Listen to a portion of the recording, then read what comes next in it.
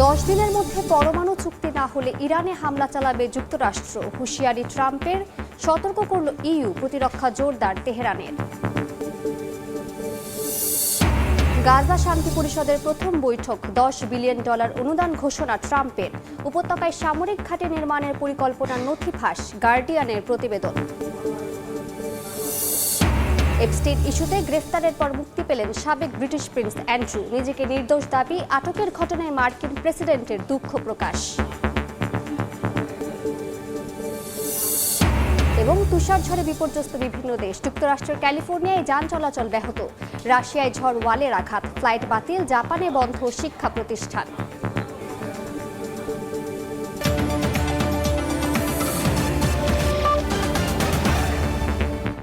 আন্তর্জাতিক সময়ের সঙ্গে আছি আমি মালিহা সুহরওয়ার্দী। 10 দিনের মধ্যে পরমাণু চুক্তি না করলে ইরানে হামলা চালাবে যুক্তরাষ্ট্র। ওয়াশিংটনে বোর্ড অফ পিসের উদ্বোধনী সভায় এমন হুঁশিয়ারি দিয়েছেন মার্কিন প্রেসিডেন্ট ডোনাল্ড ট্রাম্প। এমন পরিস্থিতিতে নিজেদের সংবেদনশীল সামরিক স্থাপনায় কংক্রিটের সুরক্ষা বলয় গড়ে তোলার পাশাপাশি পারমাণবিক স্থাপনার কাছেও প্রতিরক্ষা জোরদার করেছে তেহরান। এদিকে সামরিক উত্তেজনা বাড়লে মধ্যপ্রাচ্যে ভয়াবহ পরিণতি হতে পারে বলে সতর্ক করেছে ইউরোপীয় ইউনিয়ন। ইরান ও যুক্তরাষ্ট্রের মধ্যে উত্তেজনা দিন দিন আরও তীব্র হচ্ছে। আলোচনার মাধ্যমে সমঝোতার চাপ দেওয়ার সঙ্গে সঙ্গে মধ্যপ্রাচ্যে বিমান ও নৌবাহিনীর উপস্থিতি উল্লেখযোগ্যভাবে বাড়াচ্ছে যুক্তরাষ্ট্র। একইভাবে চীন ও রাশিয়াকে সঙ্গে নিয়ে ওমান সাগর ও ভারত মহাসাগরে যৌথ নৌমহড়া চালাচ্ছে ইরান। এমনকি হরমুজ প্রণালী বন্ধ করে মহড়া চালিয়েছে IRGCও। এর মধ্যেই ইরানের সামরিক হামলা চালানো হবে কিনা সে সিদ্ধান্ত আগামী 10 দিনের মধ্যেই জানা যেতে পারে বলে মন্তব্য করেছেন মার্কিন প্রেসিডেন্ট ডোনাল্ড ট্রাম্প। ওয়াশিংটন ডিসিতে বোর্ড অব পিসের উদ্বোধনী সভায় ইরানকে সতর্ক করে পরমাণু চুক্তি না হলে খারাপ কিছু ঘটতে পারে বলেও হুঁশিয়ারি দেন তিনি। সভায় একইভাবে ইরানকে হুঁশিয়ারি দেন ইসরায়েলি প্রধানমন্ত্রী বিনিয়ামিন নেতানিয়াহু। ইরান যুক্তরাষ্ট্র উত্তেজনার মধ্যে সামরিক প্রস্তুতিরও ইঙ্গিত পাওয়া যাচ্ছে। স্যাটেলাইট চিত্রে দেখা গেছে তেহরান থেকে প্রায় 30 কিলোমিটার দূরের সংবেদনশীল পারচেন সামরিক স্থাপনার উপর কংক্রিটের শক্ত ঢাল তৈরি করেছে ইরান। ধারণা করা হচ্ছে আকাশপথে হামলা ঠেকাতে এটি করা হয়েছে। ছবিতে আরও দেখা যায় ইসরায়েলি হামলায় ক্ষতিগ্রস্ত ভবন পুনর্নির্মাণের পর মাটি ও কংক্রিট দিয়ে ঢেকে ফেলা হয়েছে। এছাড়া পারমাণবিক স্থাপনাগুলোর কাছেও প্রতিরক্ষা জোরদার করেছে ইরান। এ অবস্থায় ইরান ইস্যুতে সামরিক উত্তেজনা বাড়লে মধ্যপ্রাচ্যে ভয়াবহ পরিণতি হতে পারে বলে সতর্ক করেছে ইউরোপীয় ইউনিয়ন। ইউরোপীয় কমিশনের মুখপাত্র আনোয়ার এল আনৌনি বলেছেন, ইরানের পারমাণবিক কর্মসূচি ঘিরে যে কোনো সামরিক উত্তেজনা মধ্যপ্রাচ্যের স্থিতিশীলতার জন্য গুরুতর ঝুঁকি তৈরি করবে। এ সময় সব পক্ষকে সংযম ও আন্তর্জাতিক আইন মেনে চলার আহ্বান জানান তিনি। এদিকে মধ্যপ্রাচ্যে ক্রমবর্ধমান উত্তেজনার কারণে ইরাকের উত্তরাঞ্চলের এরবিল ঘাঁটি থেকে কিছু সদস্যকে সরিয়ে নিয়েছে জার্মানি। বৃহস্পতিবার দেশটির প্রতিরক্ষা মন্ত্রণালয়ের এক বিবৃতিতে একথা জানানো হয়। নাসরিন রুমি, সময় সংবাদ। গাজায় স্থায়ী শান্তি প্রতিষ্ঠা ও পুনর্গঠনের লক্ষ্যে গঠিত শান্তি পরিষদের প্রথম বৈঠক অনুষ্ঠিত হয়েছে। ওয়াশিংটন ডিসিতে অনুষ্ঠিত বৈঠকে $10 বিলিয়ন অনুদান ঘোষণা করেন মার্কিন প্রেসিডেন্ট ডোনাল্ড ট্রাম্প। এমন পরিস্থিতিতে শান্তি পরিষদের আড়ালে গাজায় 350 একরের সামরিক ঘাঁটি নির্মাণের পরিকল্পনা নথি ফাঁস করেছে ব্রিটিশ গণমাধ্যম দ্য গার্ডিয়ান। এদিকে রমজানের দ্বিতীয় দিনেও গাজায় হামলা অব্যাহত রেখেছে দখলদাররা। জেরুজালেমের বসতি স্থাপনকারীদের হামলায় হতাহত হয়েছেন কয়েকজন ফিলিস্তিনি। রমজানের দ্বিতীয় দিনেও গাজায় থেমে নেই ইসরায়েলি আগ্রাসন। বৃহস্পতিবার গাজা সিটির পূর্বাঞ্চল ও দক্ষিণের খান ইউনিসে বিমান হামলা চালায় দখলদাররা। রাফা শহরের পশ্চিমে আল মাওয়াসি এলাকায় গোলাবর্ষণ করা হয়। এদিকে গাজা যুদ্ধের প্রথম 15 মাসে প্রাণহানি 75,000 ছাড়িয়েছিল বলে তথ্য উঠে এসেছে বিশ্বখ্যাত চিকিৎসা সাময়িকী ল্যান্সেটে প্রকাশিত একটি গবেষণা প্রতিবেদনে। অধিকৃত পশ্চিম তীরেও একাধিক সহিংস অভিযান চালিয়েছে ইসরায়েলি বাহিনী। বিভিন্ন এলাকায় তল্লাশি চালিয়ে ফিলিস্তিনিদের আটকের পাশাপাশি কয়েকটি বাড়িঘর ভেঙে ফেলা হয়েছে। জেরুজালেমের মুখমাস এলাকায় বসতি স্থাপনকারীদের হামলায় বেশ কয়েকজন ফিলিস্তিনি হতাহত হন। এরই মধ্যে স্থানীয় সময় বৃহস্পতিবার ওয়াশিংটন ডিসিতে গাজায় স্থায়ী শান্তি প্রতিষ্ঠা ও পুনর্গঠনের লক্ষ্যে গঠিত শান্তি পরিষদের বৈঠক অনুষ্ঠিত হয়েছে। এতে বিভিন্ন দেশের প্রতিনিধিরা অংশ নিলেও সেখানে ছিল না ফিলিস্তিনের কোনো প্রতিনিধি। যোগ দেয়নি যুক্তরাজ্য, ইতালি, জার্মানি সহ ইউরোপের প্রভাবশালী দেশগুলো। গাজায় ইসরায়েলি হামলা অব্যাহত থাকলেও যুদ্ধ শেষ বলে মন্তব্য করেন মার্কিন প্রেসিডেন্ট ডোনাল্ড ট্রাম্প। এদিন সভায় ট্রাম্প গাজার পুনর্গঠনে $10 বিলিয়ন অনুদান ঘোষণা করেন। এছাড়া প্রায় $7 বিলিয়ন তহবিল প্রদানের প্রতিশ্রুতি দেয় কাতার, সৌদি আরব সহ মধ্যপ্রাচ্যের কয়েকটি দেশ। ইন্দোনেশিয়া সহ বিভিন্ন দেশ আন্তর্জাতিক নিরাপত্তা বাহিনীতে সেনা পাঠানোর এবং মিশর ও জর্ডান পুলিশ প্রশিক্ষণে সহায়তার আশ্বাস দেয়। তবে হামাস নিরস্ত্রীকরণ ছাড়া গাজা পুনর্গঠন হবে না বলে জানিয়েছেন ইসরায়েলি প্রধানমন্ত্রী বিনিয়ামিন নেতানিয়াহু। এদিকে গাজা পুনর্গঠনের আড়ালে ট্রাম্প প্রশাসন সেখানে একটি বড় সামরিক ঘাঁটি নির্মাণের পরিকল্পনা করছে বলে বিস্ফোরক তথ্য প্রকাশ করেছে ব্রিটিশ গণমাধ্যম দ্য গার্ডিয়ান। গণমাধ্যমটির পর্যালোচিত নথি অনুযায়ী প্রায় 5,000 সেনা সদস্যের জন্য 3 জুড়ে এই ঘাঁটি গড়ে তোলা হবে। নাসরিন রুমি, সময় সংবাদ। পবিত্র আল আকসা মসজিদে ইসরায়েলি আগ্রাসনের সমর্থন এবং ফিলিস্তিনিদের ওপর নির্যাতনে তেল আবিবকে গোয়েন্দা তথ্য দেয়া মার্কিন কমান্ডারকে সর্বোচ্চ সম্মাননা দিল সৌদি আরব। সেন্ট্রাল কমান্ডারের সাবেক কমান্ডার জেনারেল মাইকেল কুরিল্লাকে পদক তুলে দেন সৌদি প্রতিরক্ষা মন্ত্রী খালিদ বিন সালমান। যুবরাজ মোহাম্মদ বিন সালমানের নির্দেশে বাদশাহ আব্দুল আজিজ সম্মাননা দেওয়া হয় তাকে। এ নিয়ে মধ্যপ্রাচ্য সহ বিশ্বজুড়ে শুরু হয়েছে সমালোচনার ঝড়। যুক্তরাষ্ট্রের সেনাবাহিনীর অবসরপ্রাপ্ত কর্মকর্তা জেনারেল মাইকেল কুরিল্লা 2022 সালে সেন্ট্রাল কমান্ডের দায়িত্ব নেন। এরপর তার কমান্ডে মধ্যপ্রাচ্যের বিভিন্ন দেশে নির্বিচার হামলা হয়েছে। এতে বহু বেসামরিক মানুষ নিহত হয়েছেন। পবিত্র আল আকসা মসজিদে দখলদার ইসরায়েলের আগ্রাসনকে সমর্থন দিয়েছিলেন তিনি। ফিলিস্তিনিদের উপর দমন নিপীড়ন চালাতে ইসরায়েলিদের গোয়েন্দা তথ্য দিতেন মাইকেল কুরিল্লা।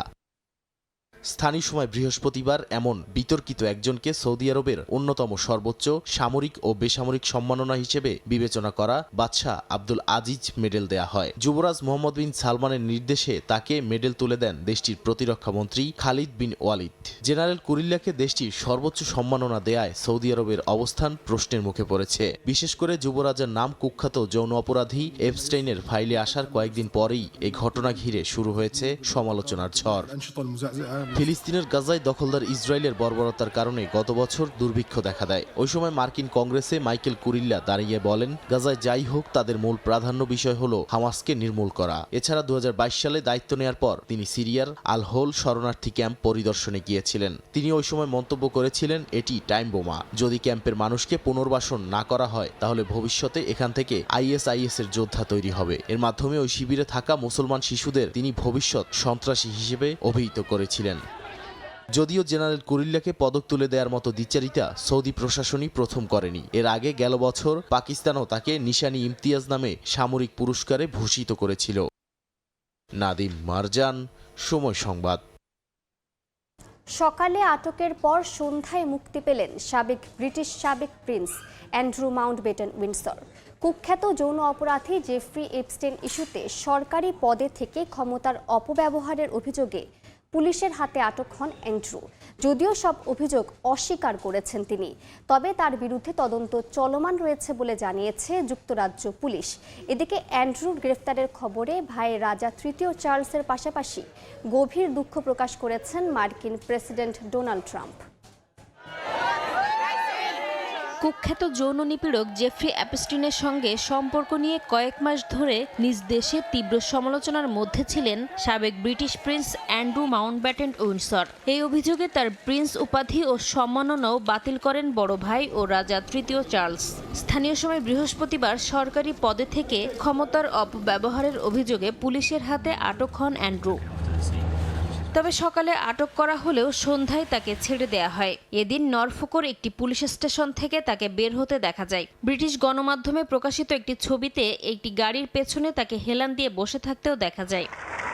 এই ঘটনায় টেমস ভ্যালি পুলিশ জানায় জেফ্রি অ্যাপস্টিনের মাধ্যমে এক নারীকে যুক্তরাজ্যে পাচার করে অ্যান্ড্রুর সঙ্গে যৌন সম্পর্কে জড়ানোর অভিযোগ তদন্তাধীন রয়েছে। এছাড়া যুক্তরাজ্যের বাণিজ্য দূত হিসেবে দায়িত্ব পালনকালে অ্যান্ড্রু অ্যাপস্টিনের সঙ্গে সংবেদনশীল তথ্য আদান প্রদান করার অভিযোগও তদন্ত করা হচ্ছে। অ্যান্ড্রুর বিরুদ্ধে আনুষ্ঠানিকভাবে কোনো অভিযোগ গঠন করা হয়নি। তদন্তের প্রয়োজনে আবার তাকে ডাকা হতে পারে বলে জানায় পুলিশ। তবে বরাবরই তার বিরুদ্ধে ওঠা অভিযোগ অস্বীকার করে এসেছেন সাবেক এই প্রিন্স। এদিকে অ্যান্ড্রুর আটকের পর গভীর উদ্বেগ প্রকাশ করেন তার বড় ভাই ও রাজা তৃতীয় চার্লস। এমনকি তার আটকের ঘটনায় দুঃখ প্রকাশ করেছেন মার্কিন প্রেসিডেন্ট ডোনাল্ড ট্রাম্প। বলেন এটি রাজপরিবারের ওপর খুব খারাপ প্রভাব ফেলবে। অ্যাপস্টাইনের সঙ্গে অ্যান্ড্রুর সম্পর্কের বিষয়টি সামনে আসার পর ফেব্রুয়ারির শুরুর দিকে উইন্ডসর শহরের রয়্যাল লজ ছেড়ে নরফোকের স্যান্ড্রিংহাম এস্টেটে চলে যান অ্যান্ড্রু। পরে বাকিংহাম প্যালেস জানায় 2026 সালের শুরুতে অ্যান্ড্রুকে রয়্যাল লজ ছাড়তে হবে। তবে অ্যাপস্টাইন সম্পর্কিত সবশেষ নথি প্রকাশের পর বাড়ি ছাড়ার প্রক্রিয়া দ্রুত গতিতে এগিয়ে যায়। নাসরিন রুমি, সময় সংবাদ। যুক্তরাজ্যের ইতিহাসে প্রথম নারী হিসেবে ক্যাবিনেট সেক্রেটারি হলেন ডেম অ্যান্টোনিয়া রোমিও। প্রধানমন্ত্রী কিয়ার স্টারমারের আস্থায় শীর্ষ এই সিভিল সার্ভিস পদে নিয়োগ পান তিনি। স্থানীয় সময় বৃহস্পতিবার তাকে মন্ত্রিপরিষদ সচিব পদে নিয়োগ দেন ব্রিটিশ প্রধানমন্ত্রী। এর মধ্য দিয়ে যুক্তরাজ্যের 110 বছরের ইতিহাসে প্রথমবারের মতো কোনো নারী সিভিল সার্ভিসের সর্বোচ্চ পদে নিয়োগ পেলেন। তিনি ক্রিস ওয়ারমন্ডের স্থলাভিষিক্ত হচ্ছেন। এই পদে রোমিও প্রধানমন্ত্রীর শীর্ষ নীতি উপদেষ্টা ও সব সিভিল সার্ভিসের প্রশাসনিক প্রধান হিসেবে কাজ করবেন। এর আগে তিনি যুক্তরাজ্য সরকারের বেশ কয়েকটি বিভাগে কাজ করেছেন। সবশেষ স্বরাষ্ট্র বিভাগের স্থায়ী সচিব হিসেবে দায়িত্ব পালন করেছেন রোমিও। তার পেশাদারিত্বে মুগ্ধ হয়ে তাকে জনসাধারণ জনসেবক হিসেবে আখ্যা দিয়েছেন ব্রিটিশ প্রধানমন্ত্রী।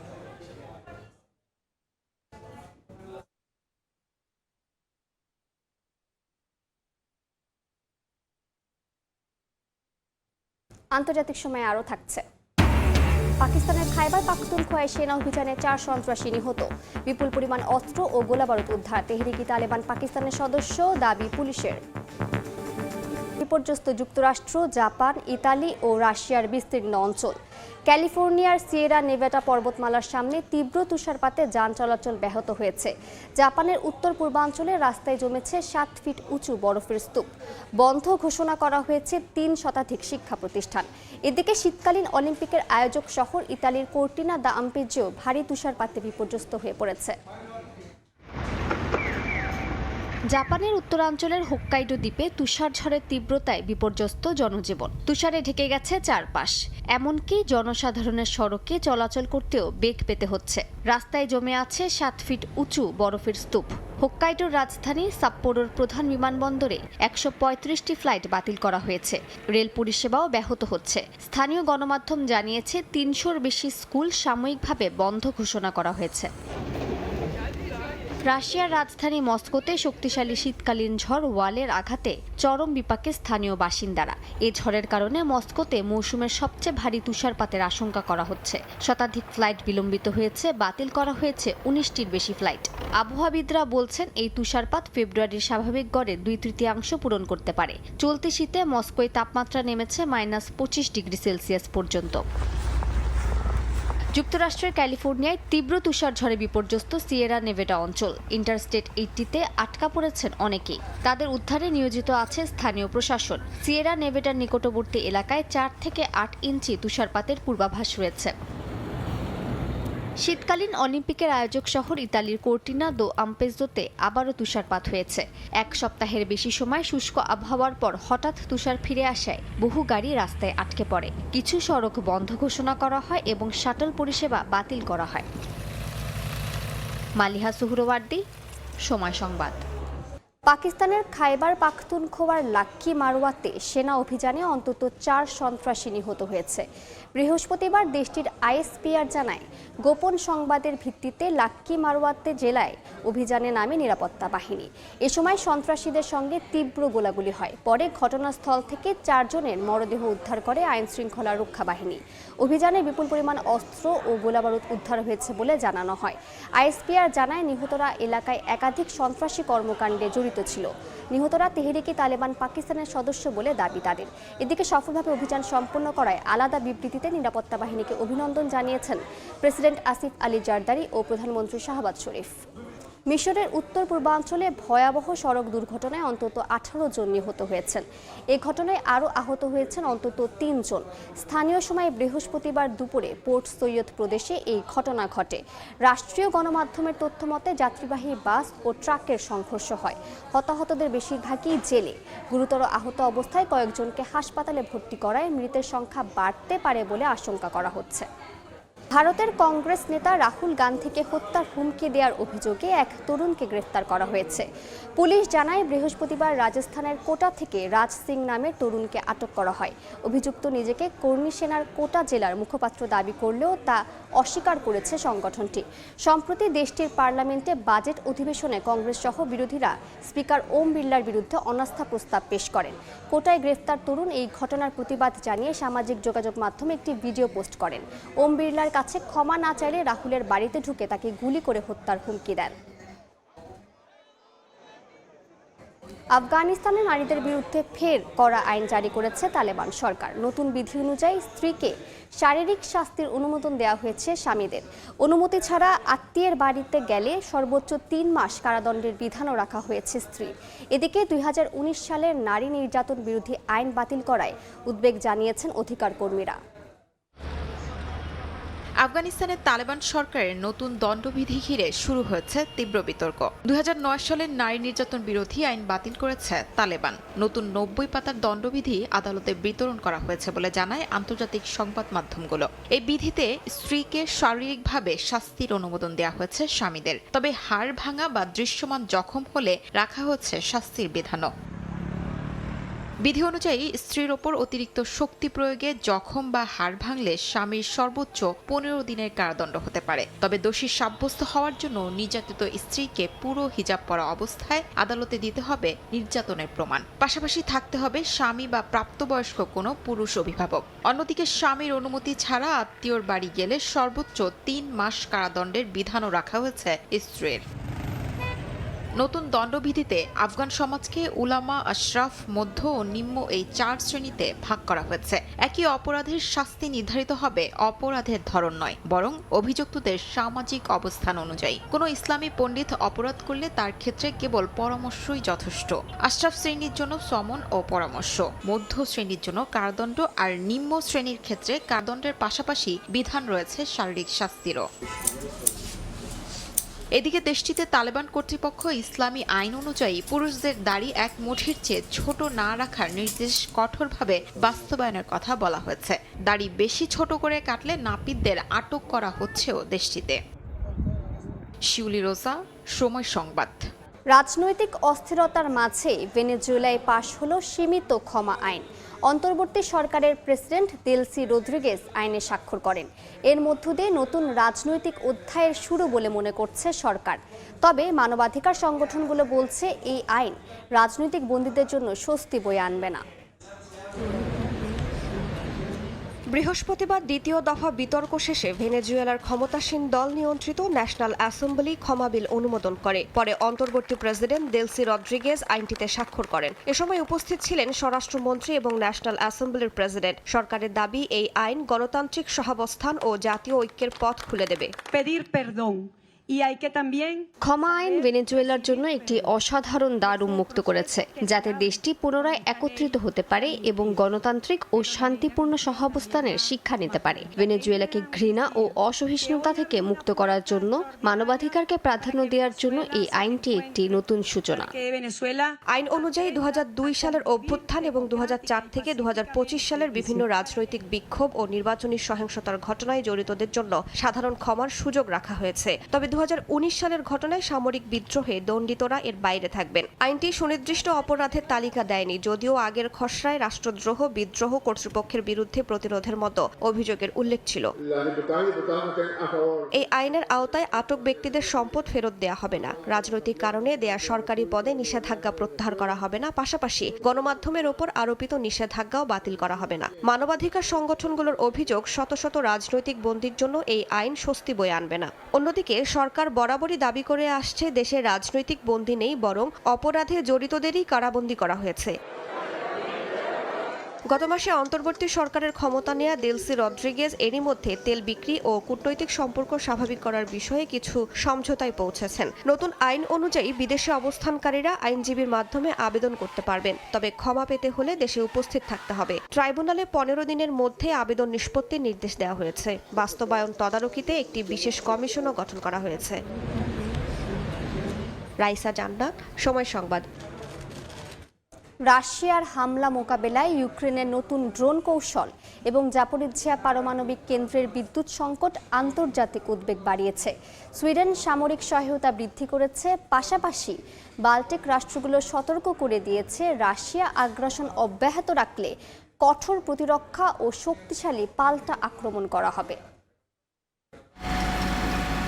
ইউক্রেন যুদ্ধ বন্ধে একদিকে যেমন চলেছে শান্তি আলোচনা, অন্যদিকে চলেছে পাল্টাপাল্টি হামলা। ইউক্রেনের 411তম স্বতন্ত্র ড্রোন রেজিমেন্ট হক্সের সেনাদের দাবি, ফেব্রুয়ারিতে রাশিয়ার 1071টি লক্ষ্যবস্তু ধ্বংস করেছে তারা। তাদের কার্যক্রমে 3348টি যুদ্ধ অভিযানের মাধ্যমে রুশ ট্যাঙ্ক ও সুরক্ষিত যানবাহন ধ্বংস করা হয়েছে। ইউনিটের সমন্বিত কর্মকাণ্ড সীমান্ত রক্ষায় শক্তি বৃদ্ধি এবং শত্রুর আক্রমণ রোধে কার্যকর ভূমিকা রেখেছে বলেও জানায় তারা। এদিকে রাশিয়ার দখলে থাকা ইউক্রেনের জাপোরিজ্জিয়া পারমাণবিক কেন্দ্র এখন কেবল একটি বিদ্যুৎ লাইনের ওপর নির্ভর করছে। আন্তর্জাতিক পরমাণু এজেন্সি জানিয়েছে, সুরক্ষা বিধিনিষেধের কারণে ক্ষতির পরিমাণ সঠিকভাবে যাচাই করা সম্ভব হচ্ছে না। কেন্দ্রটি বিদ্যুৎ ছাড়া কাজ করতে পারছে না, যা পারমাণবিক নিরাপত্তার জন্য উদ্বেগ তৈরি করেছে।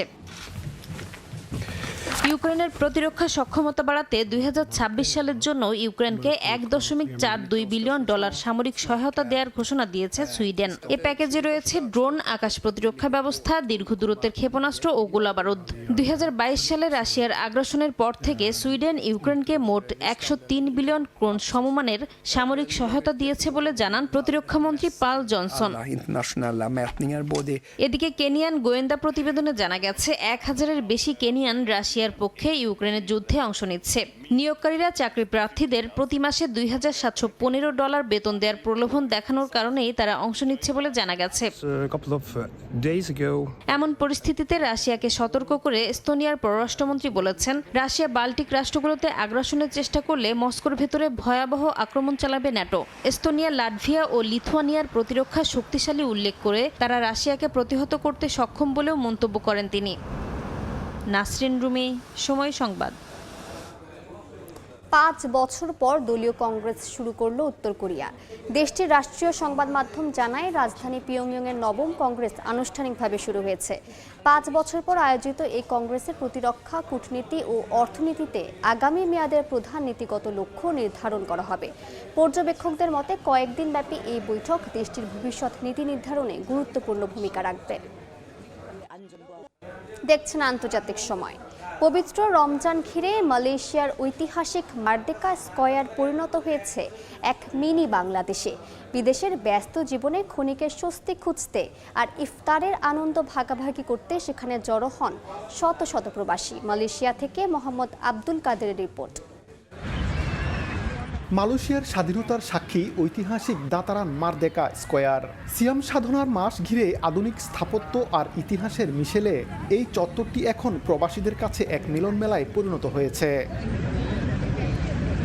রমজানের প্রথম ইফতারে এই চত্বরটি রূপ নেয় ভ্রাতৃত্বের এক বিশাল আঙ্গিনায়, যেখানে স্থানীয়দের পাশাপাশি খোলা আকাশের নিচে ইফতার করতে ভিড় জমান শত শত মানুষ। খুবই আনন্দ লাগতেছে যে আমরা সবাই আছি একসাথে, আমরা ফ্রেন্ড সাইকেল একত্রিত হয়ে ইফতার করবো আজকে। প্রবাস জীবনে একসাথে ফ্রেন্ডরা মিলা এরকম ইফতার করাটা এটা আসলে একটা ভাগ্যের ব্যাপার, তো আমরা আনন্দিত আর কি। সারাদিন রোজা রেখে যে ক্লান্তিটা ছিল, এখানে আসার পরে সবাই একসাথে যখন একসাথে বসছি ইফতার করার জন্য, তো অনুভূতিটা আমাদেরকে অনেক ভালো লাগতেছে এই জায়গায়। এই আয়োজনের একটি বড় অংশ জুড়ে থাকে প্রবাসী বাংলাদেশিদের প্রাণবন্ত উপস্থিতি। কেউ নিয়ে আসেন বাসা থেকে বানানো হরেক রকম ইফতার, কেউ বা আবার ব্যস্ত হয়ে পড়েন খাঁটি দেশি স্টাইলে মুড়ি মাখানোতে। প্রবাস জীবনে সবাই এমন একটা সময় বা এমন একটা দিন পায় না যে সবাই বা কাছের কিছু মানুষ সহ ইফতার করা। রমজানের যে আমেজটা, রোজার যে আমেজটা সে দেশের মতো এখানে আসলে আমরা উদযাপন করতে পারি না। তথাপিও আমরা এখানে অনেক যারা আমরা আছি, আমাদের ক্লোজ যারা আছে, বন্ধু বান্ধব যারা আছে, সবাইকে নিয়ে আমরা আসলে আজকে ইফতার করতে এসেছি। আমাদের খুব ভালো লাগছে। মারদেকা স্কোয়ারের এই দৃশ্য যেন বিদেশের মাটিতে এক টুকরো স্বস্তি আর শেকড়ের টান। প্রবাসী রেমিটেন্স যোদ্ধাদের কাছে এই ইফতার একতাবদ্ধ থাকার এক অনন্য প্রয়াস। Mohammad Abdul Kader, Somoy Sangbad, Kuala Lumpur, Malaysia. Martial art, backflip কিংবা মানুষের সঙ্গে তাল মিলিয়ে নাচ, বিশ্ববাজির নজর কেড়েছে চীনের তৈরি হিউম্যানয়েড রোবট। দেশটির রাষ্ট্রীয় টেলিভিশনের সম্প্রচারের পর থেকে সবাই অবাক হয়ে দেখছে কৃত্রিম বুদ্ধিমত্তার প্রযুক্তিতে চীন কতটা এগিয়েছে। যন্ত্রাংশ আর কৃত্রিম বুদ্ধিমত্তা দিয়ে তৈরি হলেও অবিকল মানুষের মতো অঙ্গভঙ্গি দেখিয়ে সবার নজরে চীনের হিউম্যানয়েড রোবট। চীনা মিডিয়া গ্রুপের স্প্রিং ফেস্টিভ্যাল গালায় হিউম্যানয়েড রোবটের দক্ষতা দেখে মনে প্রশ্ন উঠতেই পারে, রোবট কি তাহলে মানুষের জায়গা কেড়ে নিচ্ছে? দেশটির রাষ্ট্রীয় টেলিভিশন CGTN এর সম্প্রচারিত অনুষ্ঠানে দেখা যায় রোবটের কুংফু, টানা ব্যাকফ্লিপ, এমনকি 7.5 অ্যাঙ্গেলে শূন্যে ভেসে ঘূর্ণন। গত বছরের তুলনায় চলাফেরা ও ভারসাম্যে স্পষ্ট অগ্রগতি, একসঙ্গে বহু রোবটের সিনক্রোনাইজড মুভমেন্ট। এই প্রদর্শনীকে প্রযুক্তিগত সক্ষমতার কৌশলগত প্রদর্শন বলছেন বিশ্লেষকরা। ব্রঙ্কিস ইনস্টিটিউশনের মতে দৃশ্যমান হিউম্যানয়েড রোবট জনসাধারণের কাছে প্রযুক্তি নেতৃত্বের সবচেয়ে বড় প্রমাণ। বৈশ্বিক প্রতিযোগিতায় বিশেষ করে যুক্তরাষ্ট্রের সঙ্গে AI-এ সমানে সমান লড়াই চললেও উৎপাদন স্কেলে হিউম্যানয়েডে এগিয়ে থাকার দাবি করতে পারছে বেইজিং। তবে এর সীমাবদ্ধতাও আছে যথেষ্ট। রোবোটিক্স বিশেষজ্ঞদের মতে মঞ্চের রুটিন শত সহস্রবার অনুশীলনের ফল। পরিবেশ অনুভূতি বা অনিয়ন্ত্রিত পরিস্থিতিতে নির্ভরযোগ্যতা এখনও প্রশ্ন সাপেক্ষ। নাচ, লাফ মূলত অনুকরণীয় শিক্ষা ও ভারসাম্য নিয়ন্ত্রণের সাফল্য। শিল্প হিসেবে ব্যবহারে দরকার আরও উন্নত দক্ষতা ও অভিযোজন ক্ষমতা। বিশ্লেষকদের ধারণা, উৎপাদন ও কৃষিখাতে দীর্ঘমেয়াদে বড় ভূমিকা রাখবে হিউম্যানয়েড রোবট। আর বৈশ্বিক প্রযুক্তি প্রতিযোগিতায় এই গালা ছিল একটি প্রতীকী ঘোষণা, যেখানে চীন সর্বদা প্রস্তুত পরের ধাপের জন্য। নাদিম মারজান, সময় সংবাদ।